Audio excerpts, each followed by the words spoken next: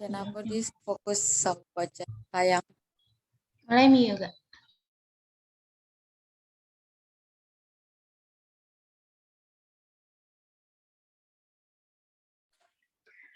Assalamualaikum warahmatullahi wabarakatuh.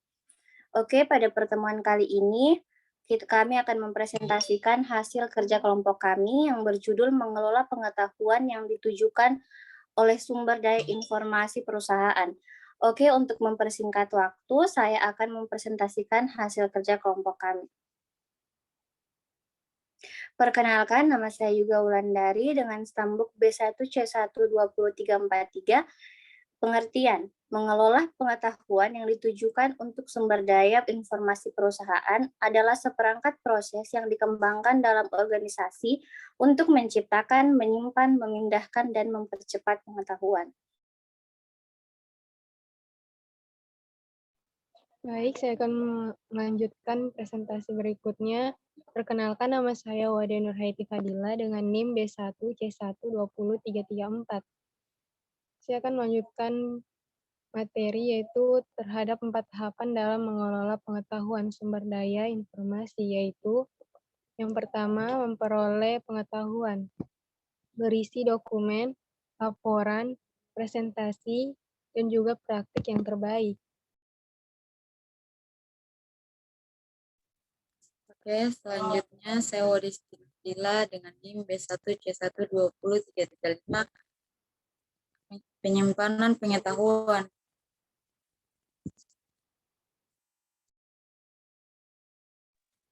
Penyimpanan pengetahuan umumnya melibatkan proses pembuatan basis data. Baik, saya atas nama Wadi Suherni dengan NIM B1C1203336 akan melanjutkan materi mengenai tahapan dalam mengolah pengetahuan sumber daya informasi, yaitu penyebaran pengetahuan, yaitu menggunakan email, pesan instan, dan juga teknologi mesin pencari. Ya, saya akan melanjutkan. Perkenalkan, nama saya Waode Wahyuni dengan NIM B1C1203337. Penerapan pengetahuan. Penerapan yang tidak dibagikan dan tidak dapat diterapkan dalam kejadian nyata.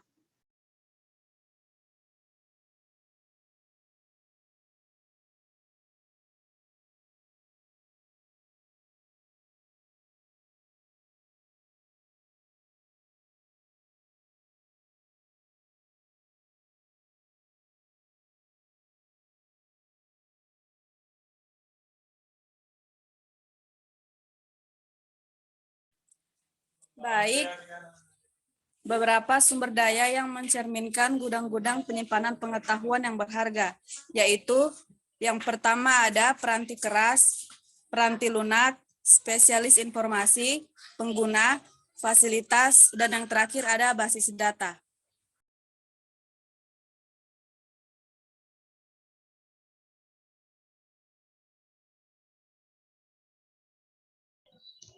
Ulang Alda nama sama Nimu.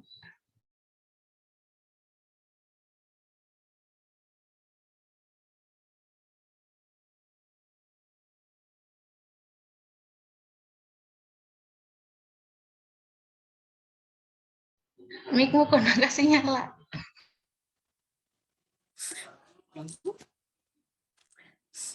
Baik, saya akan melanjutkan. Perkenalkan, nama saya Wode Alda Zahra dengan NIM B1C1203338. Beberapa sumber daya yang mencerminkan gudang-gudang penyimpanan pengetahuan yang berharga, yaitu yang pertama ada peranti keras, peranti lunak, spesialis informasi, pengguna, fasilitas, dan yang terakhir ada basis data.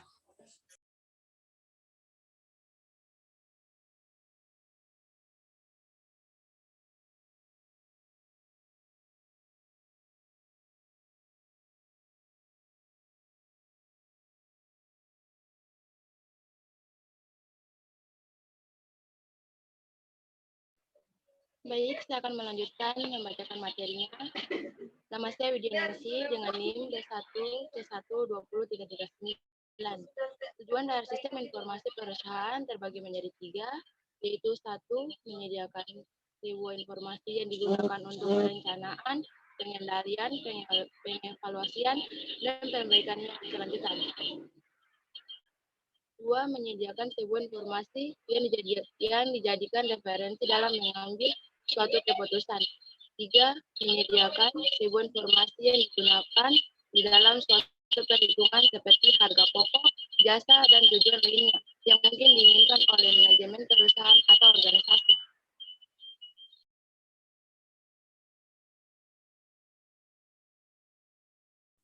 Baik, saya akan melanjutkan materi. Nama saya Wildan Saskia, NIM B1C1203440. Pengguna sebagai suatu sumber daya informasi.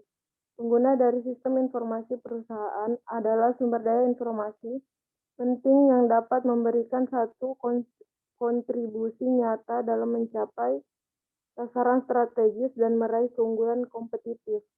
Dalam memutuskan bagaimana perusahaan akan mempergunakan sumber daya informasinya, manajemen puncak harus memberikan perhatian yang cukup besar tentang bagaimana cara komputasi pengguna akhir akan dilaksanakan sehingga pada akhirnya akan memaksimalkan manfaatnya dan meminimalkan risikonya.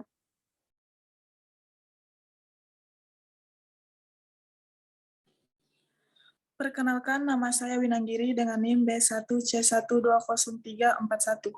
Baiklah, saya akan melanjutkan materi, yaitu struktur organisasi inovatif. Struktur organisasi inovatif ada 3, yaitu yang pertama, model sekutu atau partner model, yaitu layanan informasi yang bekerja dengan area-area bisnis dalam menggunakan teknologi informasi guna menghasilkan inovasi bisnis.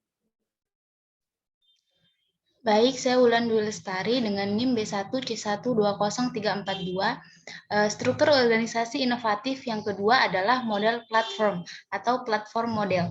Platform model ini adalah layanan informasi yang tidak akan secara aktif mengawali inovasi bisnis, namun akan menyediakan sumber daya informasi, sehingga informasi tersebut dapat dicapai oleh area-area bisnis.